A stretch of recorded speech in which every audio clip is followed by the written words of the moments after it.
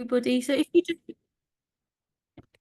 good afternoon, everybody. Welcome to Childhood and Society SIG. We have a very exciting session today with our very own Dr. Mona Sakr, who we really want to sort of celebrate and see all the work that she's been impacting on with babies. So I kind of thought let's do some babying today on lots of different levels with lots of different metaphors in there. So Mona will be presenting with us what we know about quality in the baby room, conclusions, gaps and opportunities in current research.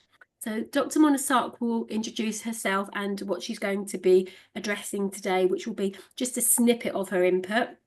And we look forward perhaps towards the end of the year to really collaborating and looking further at the output and the impact Mona's research and her colleagues' research are having on babies with them, with their families and with the workforce. So over to you, Mona. Thank you so much. Thank you, Angela. Okay, hey everybody. I'm going to go straight in because there's a lot to kind of share with you. And I really wanted to take this as a chance to, there we go, fabulous.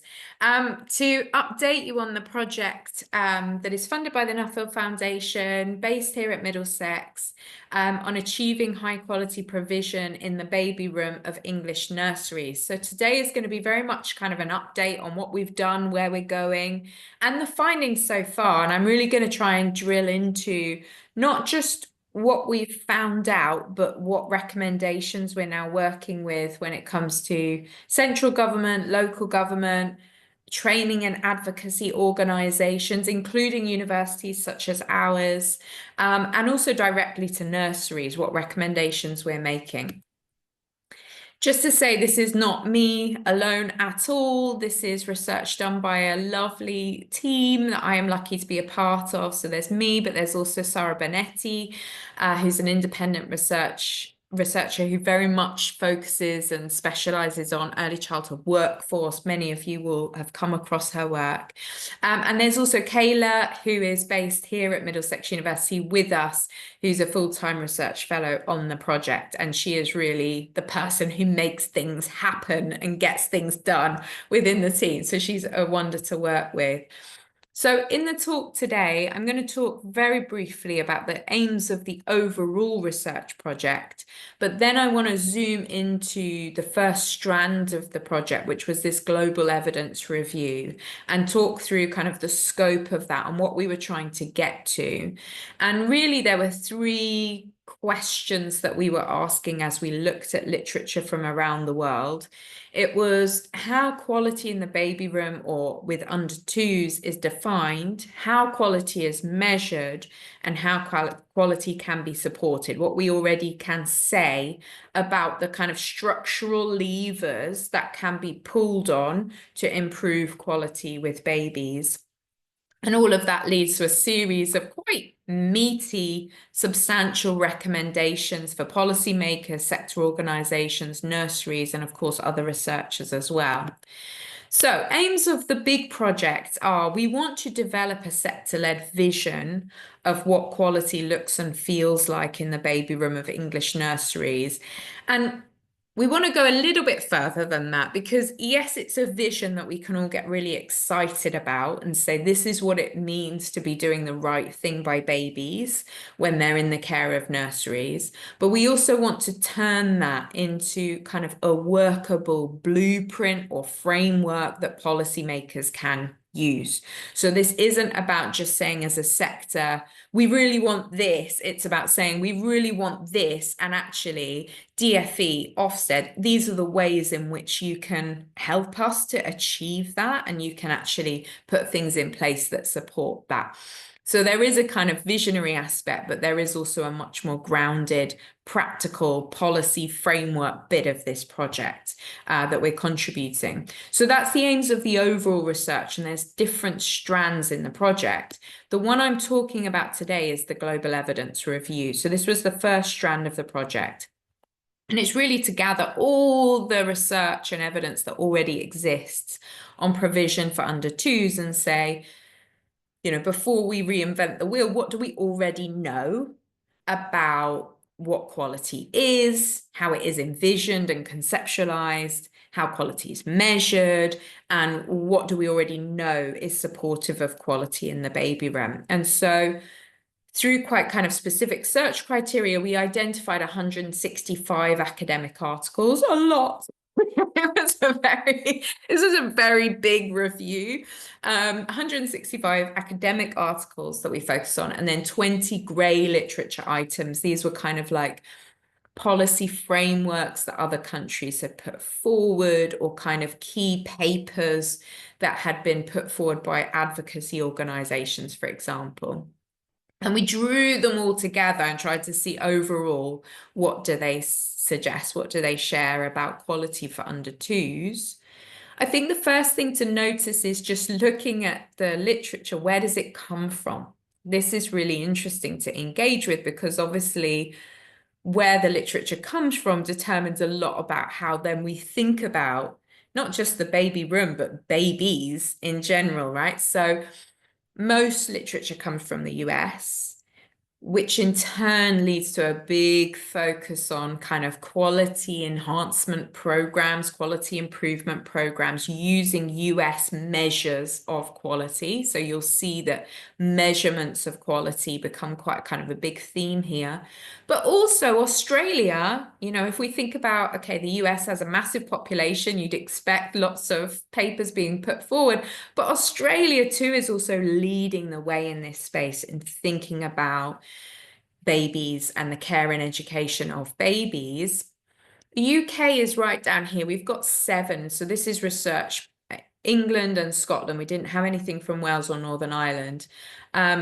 But just 7 papers that we've contributed. And they're really important papers, don't get me wrong. They're really important for understanding our context and understanding care and education for babies. But it's interesting to note, isn't it, that Australia is so much further ahead in publishing and kind of researching in this field. One of the other things to notice is that when we conceptualized this project and we thought about the baby room, we very much had English nurseries in mind. And in an standard English nursery, it's quite typical to have a baby room that might cater for kind of 3 to 18 months, sometimes goes up to 2, and then there's a shift into a kind of toddler room or an older age group. So we had this 0 to 2 in our head. But that in itself is context specific, because in the US, where most of this research is being published, the categorization of the ages is different. And so they talk about 0 to 1s as infants, and they talk about 1 to 3s as toddlers. And so you'll see that most of the papers we look at actually deal with that 0 to 3 age range. And what also I think is really interesting to notice is that when they focus on that 0 to 3, it tends to be on the older end of that where the focus really is.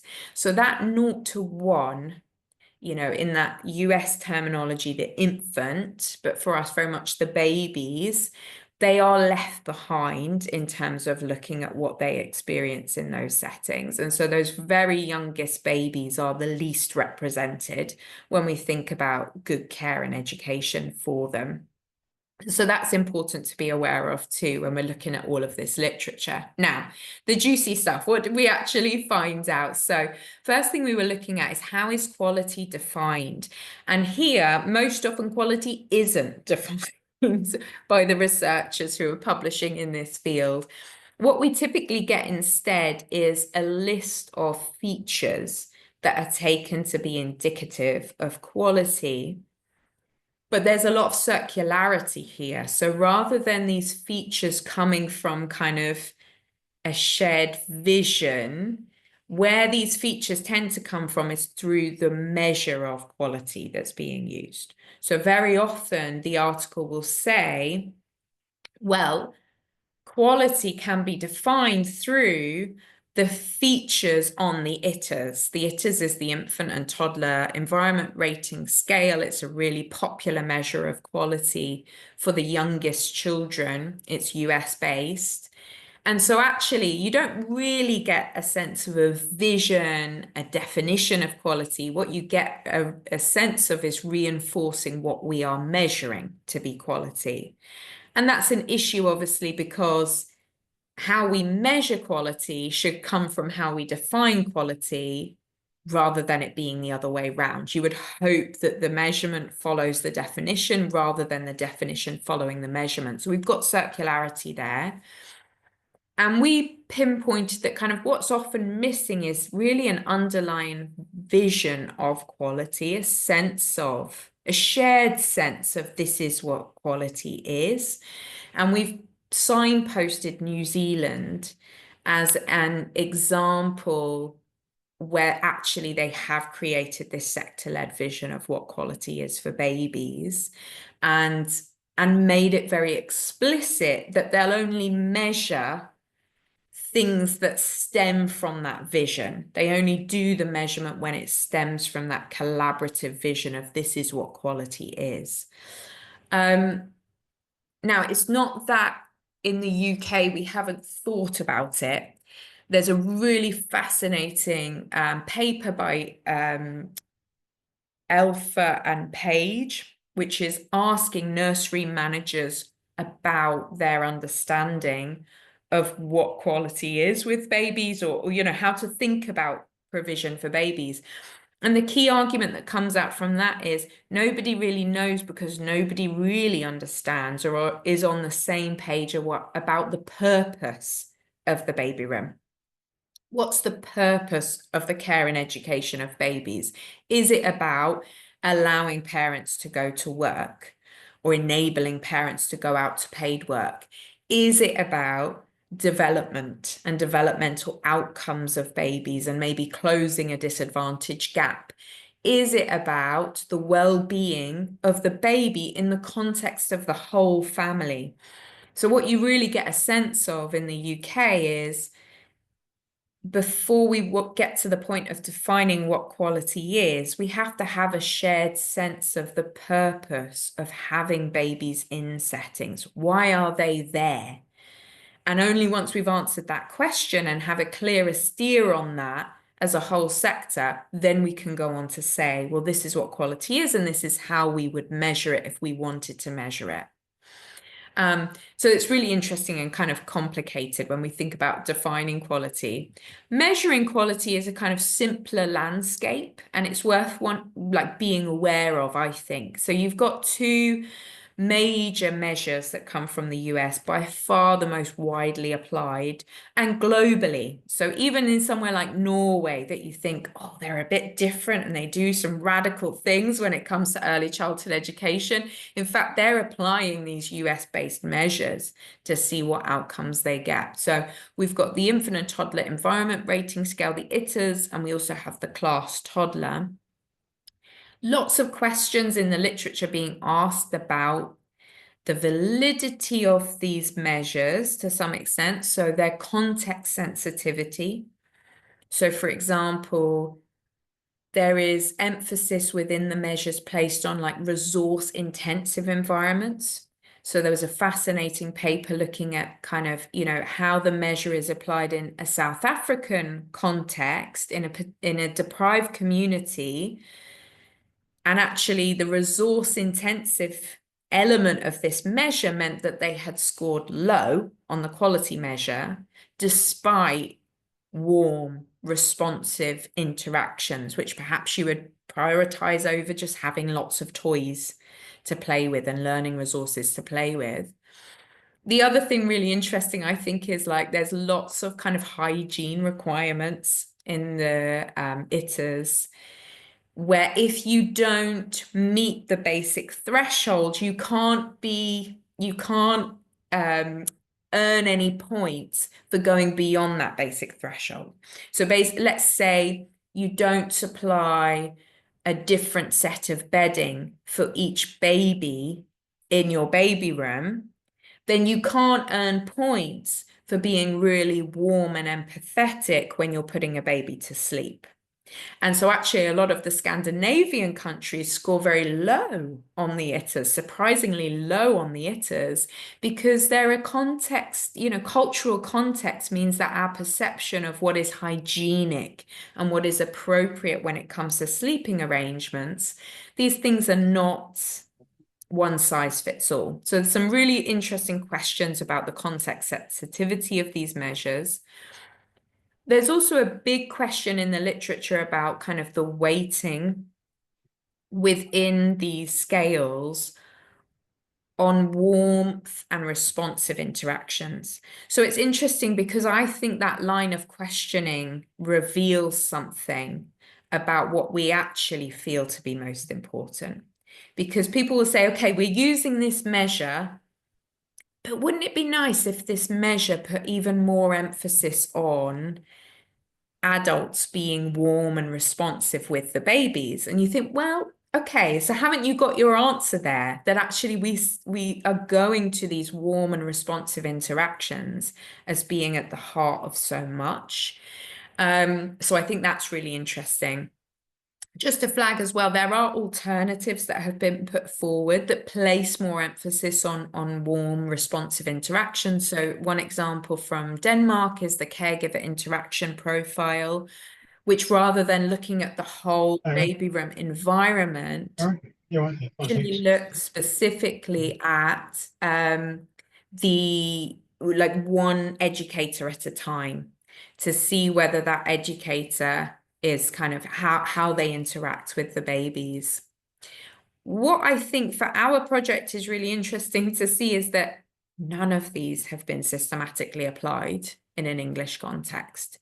So we've got these measures floating around, and yes, they are problematic and we can critique them, but it's fascinating, I think, that we haven't even had a go at applying them in English baby rooms to see what sorts of things might we be doing quite well, what sorts of questions might we have around what's going on in the baby room. And so that's certainly one of our recommendations to the research community, is to say, shouldn't we be applying some of these measures? Not for the sake of kind of labeling settings as low quality or high quality, not for the kind of quality improvement initiatives that happen in the US, but as a way to probe what is happening. These measures do exist, and they've gone through multiple iterations, and they're being explored in contexts around the world, including in Scandinavia and Germany and the rest of Europe. Shouldn't we also be having a go with them to see what that might reveal? And then probably the most important one, supporting quality. So we already think that there is really robust evidence around the impact of certain structural levers in the baby room. So, our next strand of research is to speak to baby room educators and nursery managers about their experiences and find out kind of some of the barriers to what they see as quality practice and so on. But even without doing that, we're sitting on a relatively sound body of evidence that points us in the direction of certain things that do have an impact.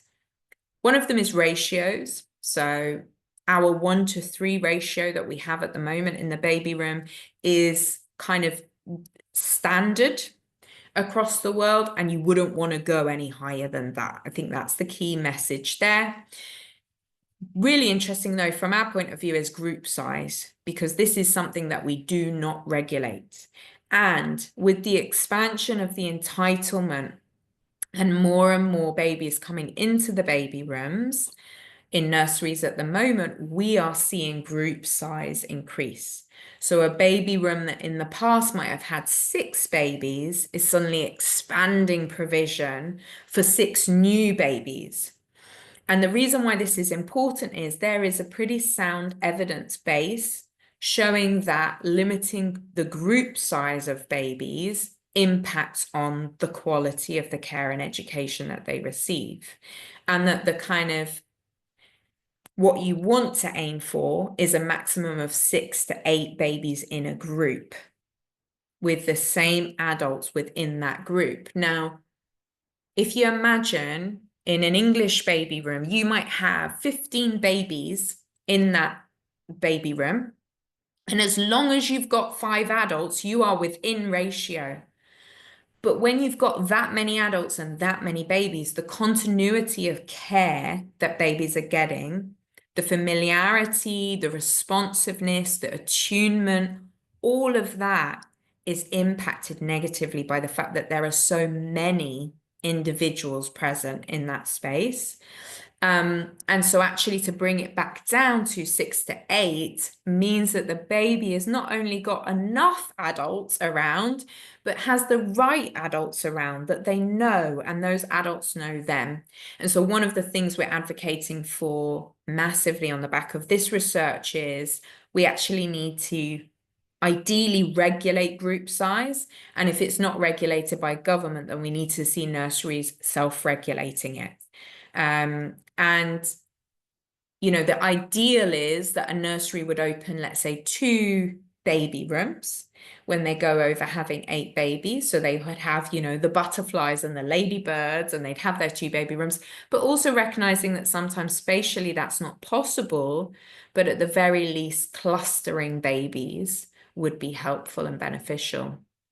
The other thing that we've got robust evidence around is the impact of educator qualifications on the quality of care in education that children receive. I mean, this is across the early years sector, but also when we look at babies, that is held up. That's still the case.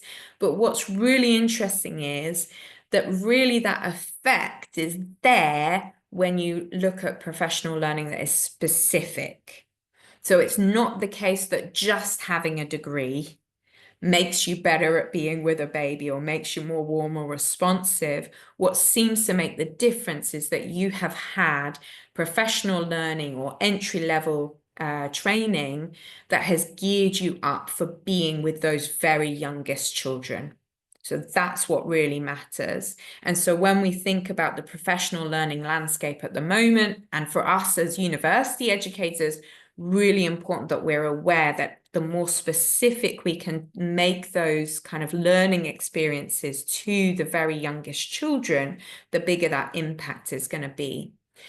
There is also just this bigger issue that I signposted earlier relating to a sense of purpose and shared vision, you know, that yes, we can play around with these structural levers and we can kind of advocate for limiting group size and improving educator qualifications, but we also need to do some bigger and deeper work as a sector supported by government to understand why we're here with babies in the first place.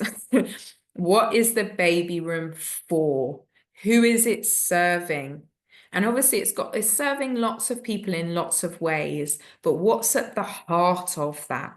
Is the baby at the heart of that? And if they are at the heart of that, what about them? Are we talking developmental outcomes in a very kind of US way? Or are we thinking well-being, belonging, community, which would be kind of to take inspiration from the New Zealand vision? And if we're going for the latter, how can we really push that vision in a way where we kind of all connect with it and buy into it fully? So there's kind of deeper work to do. We can only support quality when we really have a vision of what we're doing day to day. Okay, so our recommendations then. So we're recommending to nurseries that they need to develop. And here, when I say nurseries, a lot of what we have in mind are groups of nurseries, chains of nurseries that have capacity to do this, although it would be useful for all nurseries. So it's to come up with a workforce plan that specifically relates to baby room educators. So thinking more in a more targeted way about recruitment of baby room educators. So often, anecdotally, what I hear is that there are people in the baby room that don't really want to be there. And I've had baby room educators say that to me themselves, like, oh, I got moved from the preschool room and now I'm in the baby room. And then people that are really passionate about working with babies have to work alongside that. And that's not easy. That's a real kind of drain. So we need to be thinking about recruitment, which is an issue for the whole sector, but we need to think about it specifically for the baby room. We need to think about retention. We need to think about the demands of the job, huge emotional, physical, strenuous labor that goes into looking after not just babies, but families who carry huge levels of anxiety with them very often.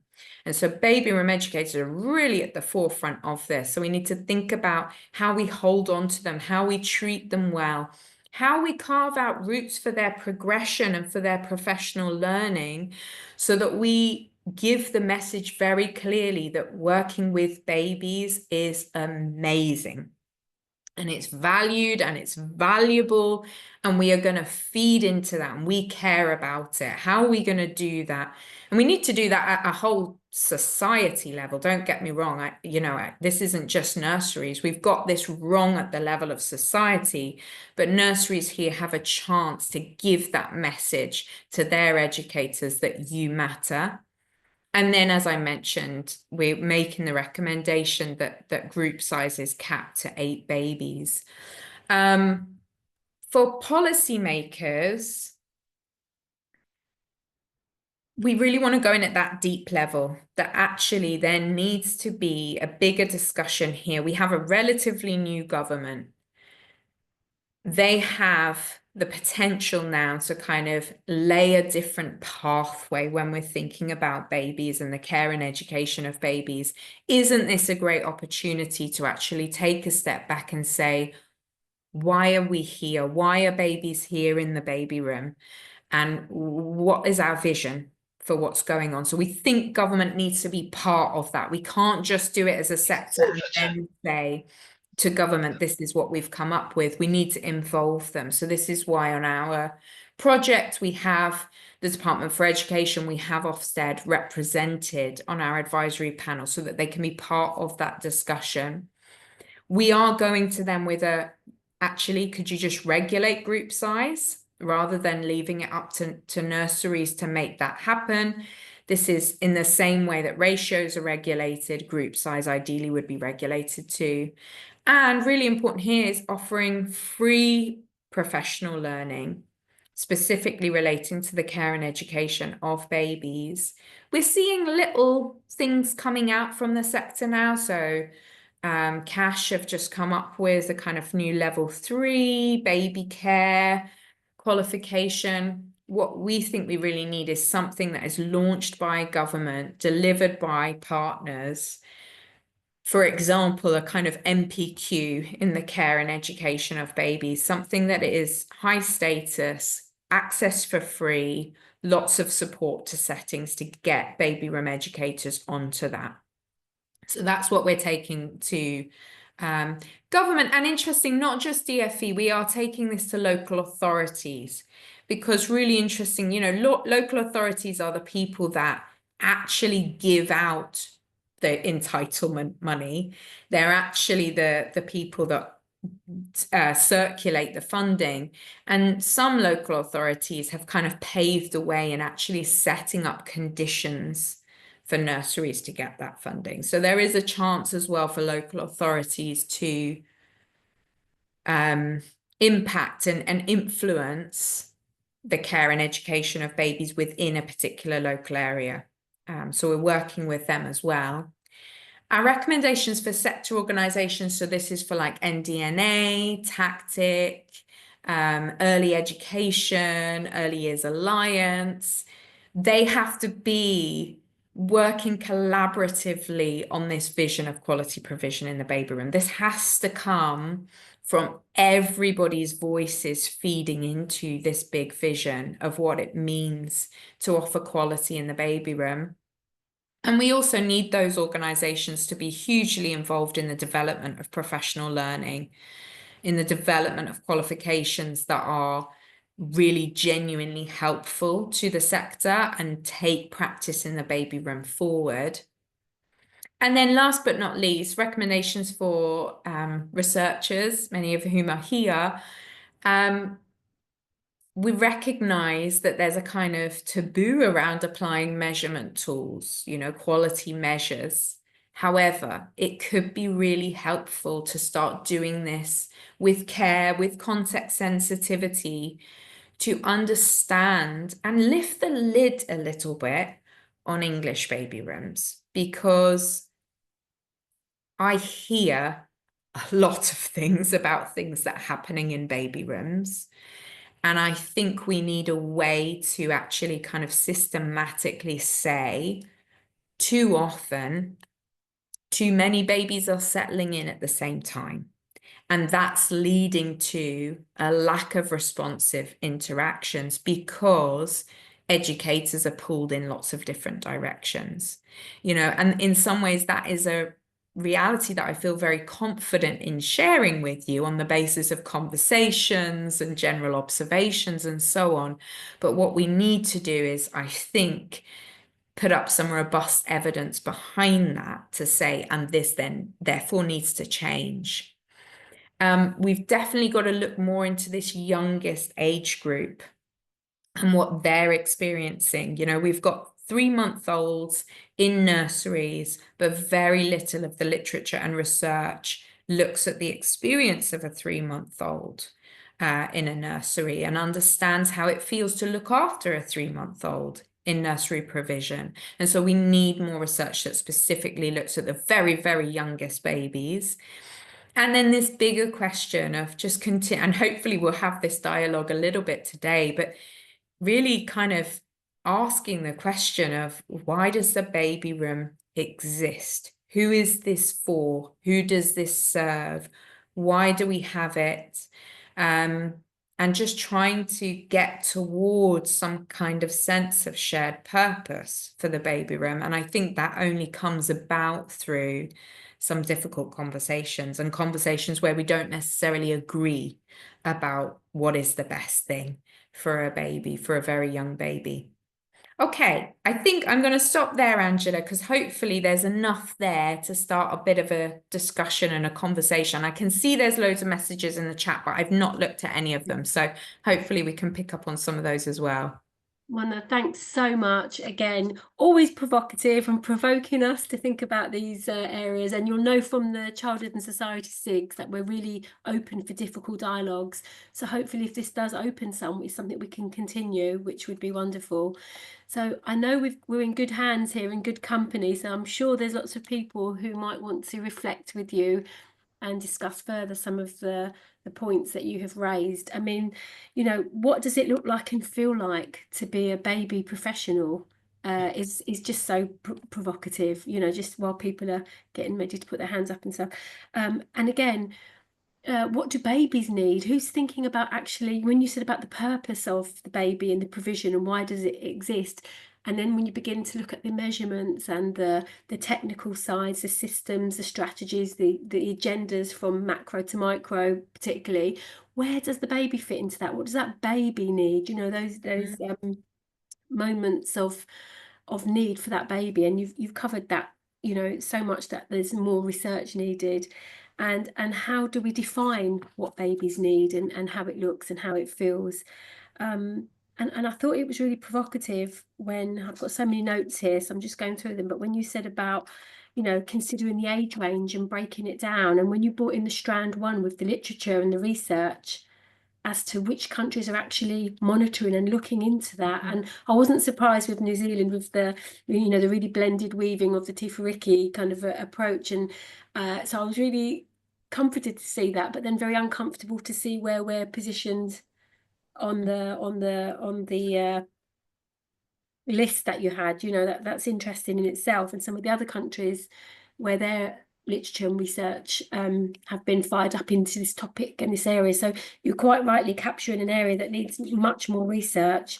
And I'm just going to just share with you one reflection before everybody comes in with their points. But I really feel like the point you said about the circular issue, about is it what's being measured and Mhm. why, or what's Mhm. being done and why, and where does that link and where does that tie up? And again, when you talked about we need to measure and look in a bit more, I know what you meant by measure, but there's this fearfulness of, if we bring in the word, let's look in at what's happening in it. Are these baby room experts and practitioners who do or don't want to be there, are they going to feel more pressurized in being looked at, or are they going to feel empowered to make a difference? And I know they're in the right hands with you and your colleagues for the research, but I wonder how that will be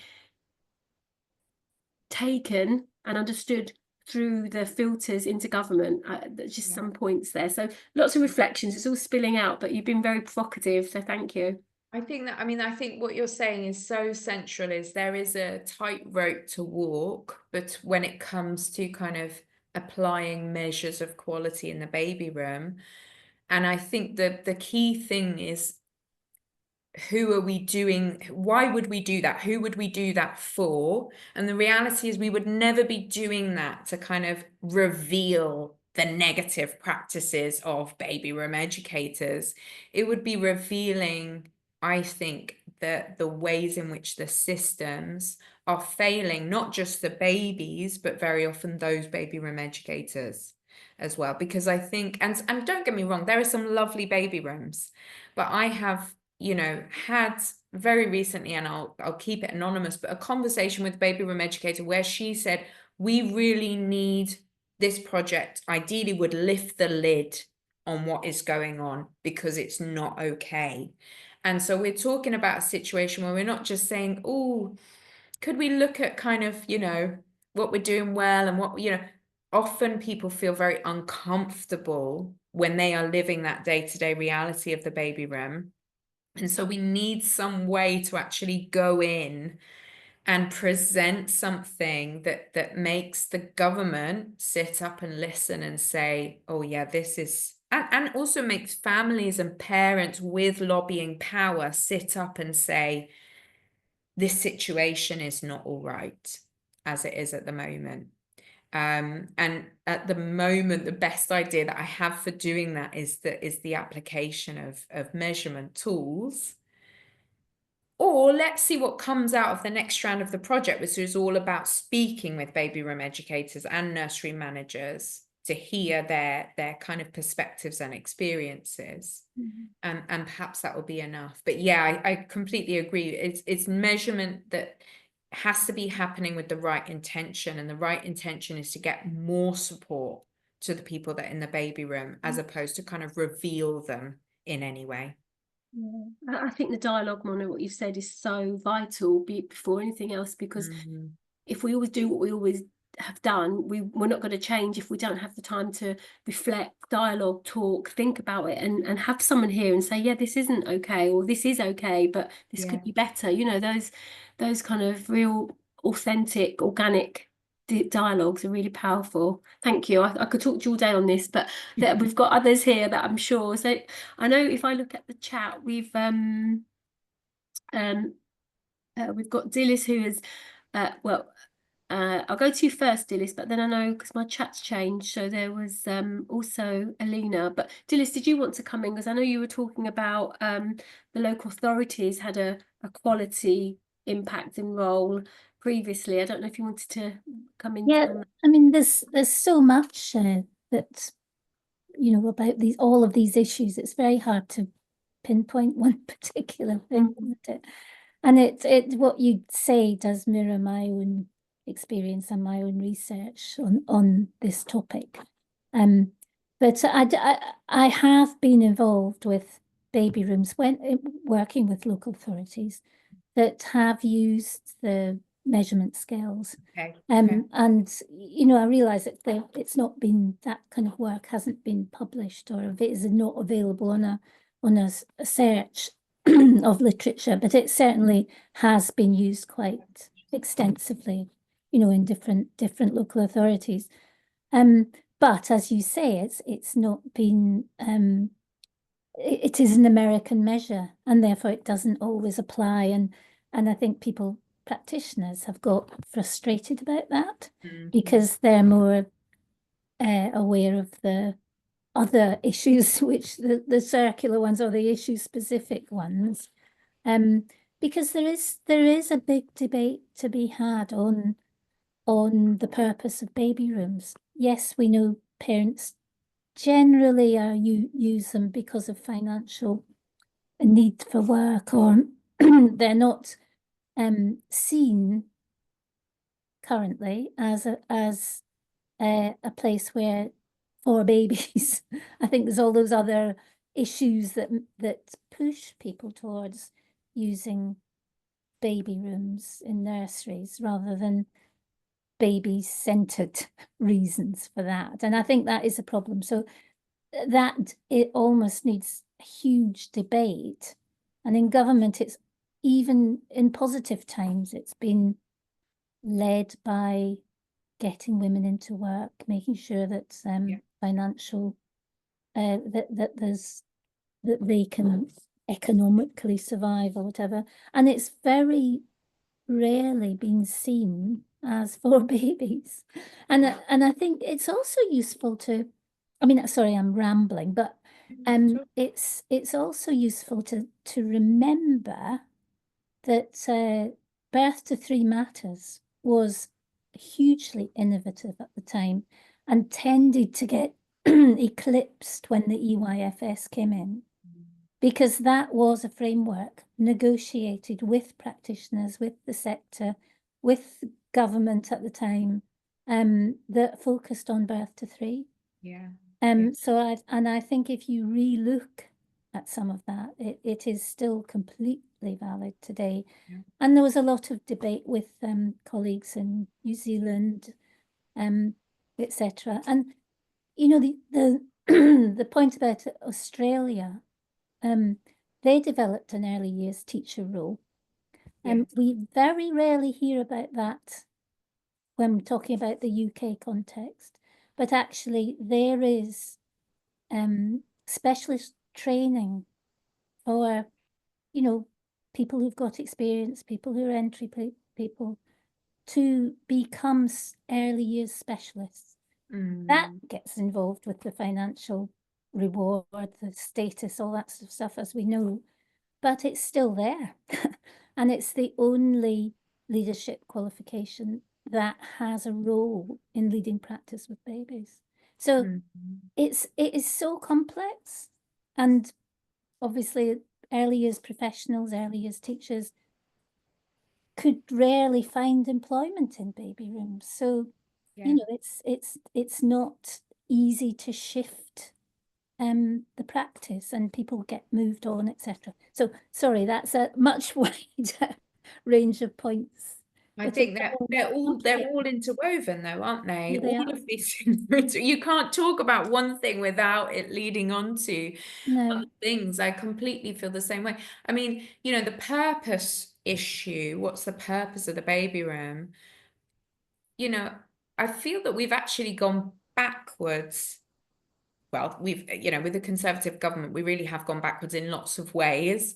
And with the dismantling of Sure Start, what we've ended up doing to some extent is pitting nurseries against the home. And so even I was in like an advisory panel for this project, and somebody on that panel said, so are we all agreeing that 0 to 1 year olds, nursery is a necessary evil? You know, the language was very strong, right? But the basis was, really, shouldn't we be advocating for better parental leave policies, and babies are at home until 1, and then maybe there's a place for them in the nursery? But there is something so dualistic about that thinking that's come about as a result of the dismantling of Sure Start, and not seeing the baby at the center of this kind of patchwork of provision, which of care that comes from the home, comes from professionals sometimes, and very often it comes from professionals working alongside parents and supporting parents. And so, you know, when you sit back and you think, what could be the role of the baby room, it gets really exciting, because you think about how that whole family could be supported in caring for and educating their baby, their precious baby. But at the moment, we've got this strange discourse, a very unhelpful discourse of just, should they be in the nursery or should they be at home? And we've got to choose one. And if they're in the nursery, it's got to be that we're prioritizing kind of the economic situation of working parents and so on. And I really think we can be more, we have been in the past and could be again more creative in actually thinking about what that purpose is. That's something, yeah, I feel so passionately about that. Phyllis, did you want to come back, or will you? Yeah, it's yes, I agree with Mona says, but it's just a really yes, Sure Start opened up a lot for a lot of people, but and the wider purpose. Even family centres prior to that had a different purpose, in terms of working with families and babies, and you know, engaging everybody in that discussion, really. But you've always had baby rooms that have been there to care for babies. I'm saying using care with that a specific caring aspect, rather a childcare Yes. label, rather than a sort of pedagogical or learning or combined care and education approach. And it that's alarming. I mean, it's that the policy issue is alarming, because people who need to use baby rooms have often used baby rooms that you wouldn't want to be used because they're cheaper, and they, you know, and again, prior to the funded issue, government funded places, you know, that's going to be introduced, a lot of settings have used baby rooms as a way of getting money, because they could charge a market rate for baby rooms. So I think that has pushed the numbers of babies in a baby room. Yes, the ratios are still there, but there's an awful lot of baby rooms that wouldn't even consider taking just 6 babies because it wouldn't be worthwhile. You know, the state, the sector is in terms of funding, in terms of recruitment, in terms of surviving, businesses surviving. Unfortunately, there is, and I'm not saying this is across the board, but I'm saying there's an element in this discussion that is still using babies to fund everything else. Yeah. I know that didn't stick to your point, but no, that's so important. I'm Thank aware that Hazel wants to come in, Angela. We've got Hazel and we've got Alina, so I don't know who wants to go first there. Hazel's hands up, so she'll go for Hazel. Yeah, thanks, Mona.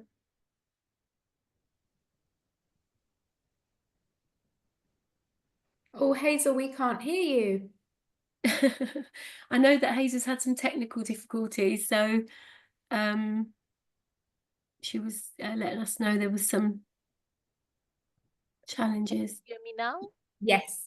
Okay, great. Yeah, thank you, Mona, for that really interesting and really exciting, much needed, I think, topic for us to continue exploring.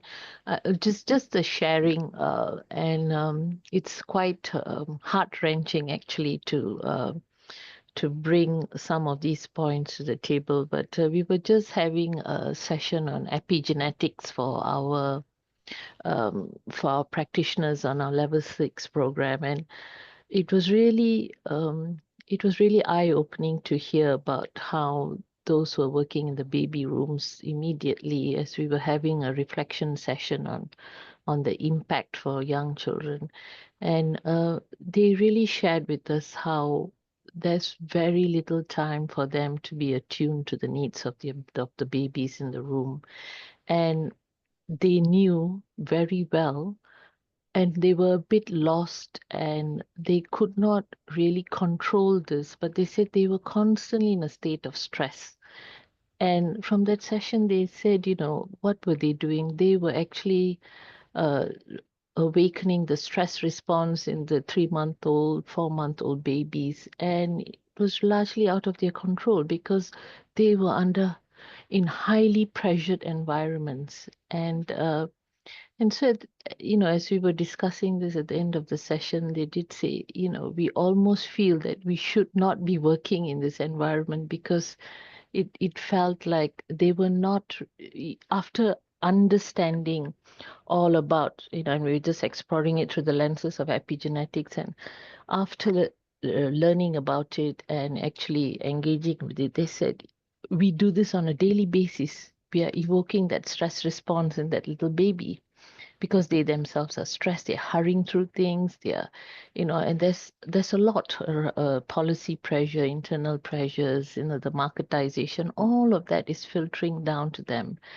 And so it was really, I think, as we co-constructed that reflection, we really need something to happen.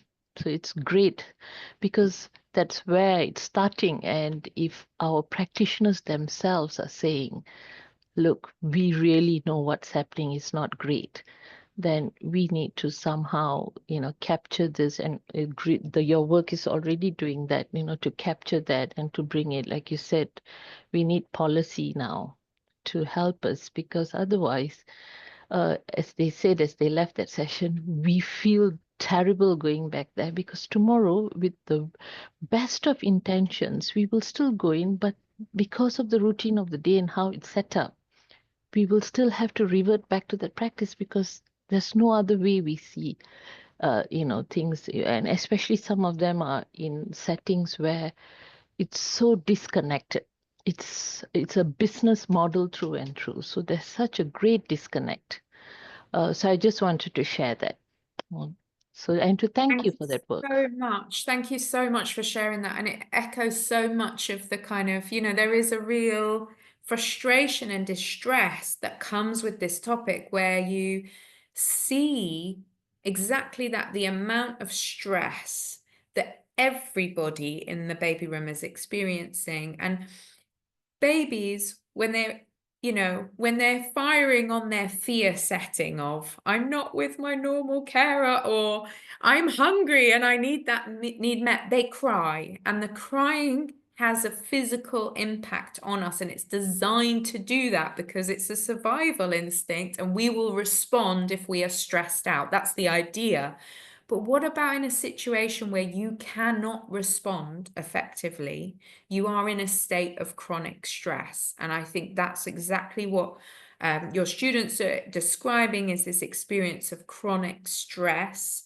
Why would you do a job that pays you the same as if you were stocking shelves in a supermarket, but you are experiencing chronic stress? And we just have to, morally as well, take a step back and say, this is unacceptable. This is unacceptable for those educators to be experiencing that. And it's unacceptable for these babies to be experiencing the results of that chronic stress. But the chronic stress is linked to not being able to meet the needs. If a baby is able to show you, I need this, and then you meet that need, there's a lot of joy in that job, and there's a lot of love in doing that job. But we keep on creating and allowing nurseries that are businesses to create situations where you cannot meet the needs. And so, for example, settling in, I always come back to settling in. It's one thing to be looking after 3 babies who are all very familiar with you and familiar with the environment. It's a different thing completely if 2 of those babies are actually settling in and very distressed at being separated from their primary caregiver. And one is perhaps acceptable and okay, and there's lots of potential for joy and learning in that role. And the other is just miserable for everybody. And so who makes that decision that when that baby is allowed to settle in? Who is the person that says to the parents, yeah, they can settle in from next week, that's fine, not counting up that already in that room there are 3 other babies who are settling in. The level of crying and distress is already through the roof. We need to be looking at that decision making, and really, rather than putting it onto kind of nurseries to manage this, although they should, we also really just need to be kind of saying what is acceptable, what is not acceptable, and putting pressure on. It's not often the nursery manager, it's the manager of the nursery manager from head office that's saying the equivalent of bums on seats, get the bums on seats. And in reality, there needs to be a real kind of pushback on so many levels to say that is not okay. That is not okay. So yeah, it's distressing. It's distressing when you hear some of what people are experiencing. Yes, true.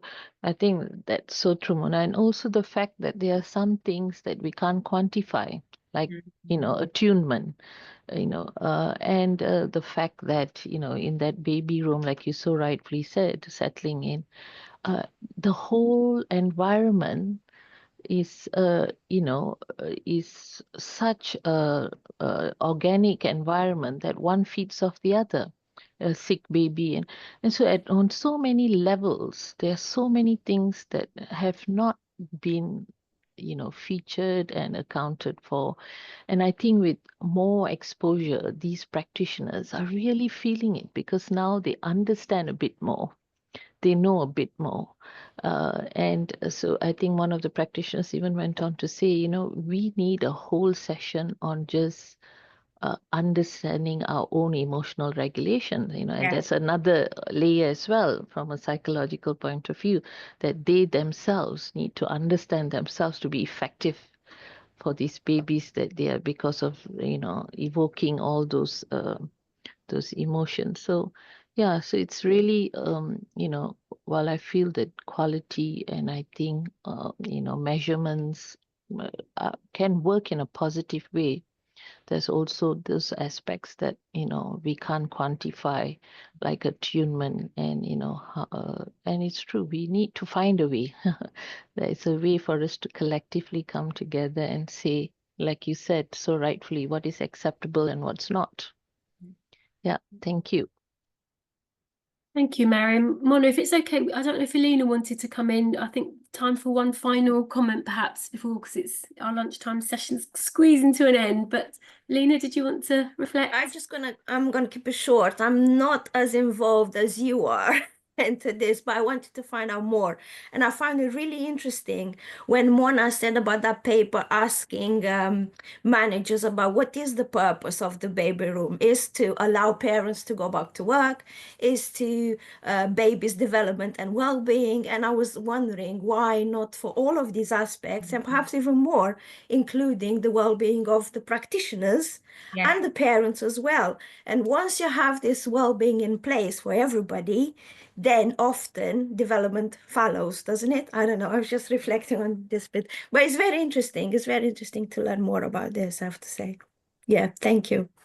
Yeah, I think that's such a good point, Alina. It can be all, but it's like almost what Lourdes just did in the chat. It's quite useful to go, if you had to put one word on it, what is this for? What is this space all about? I think that's quite a useful thing to then, and everything else can flow from it.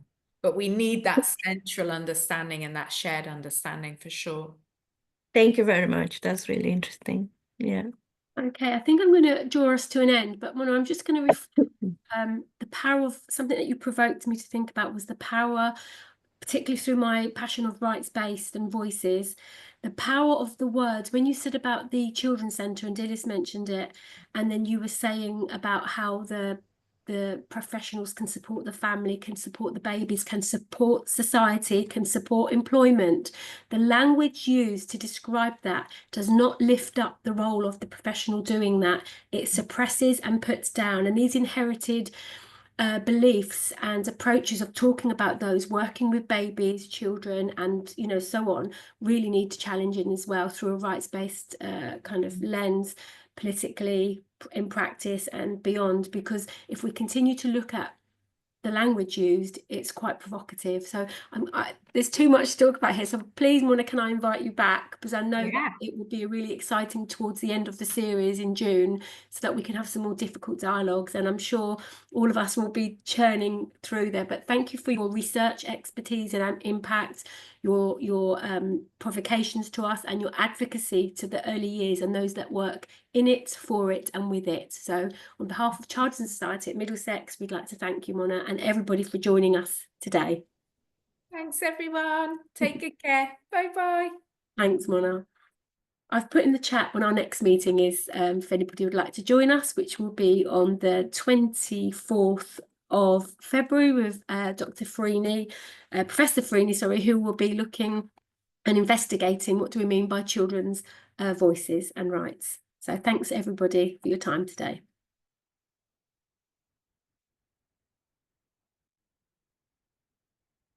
Just need to turn the recording off. Here we go.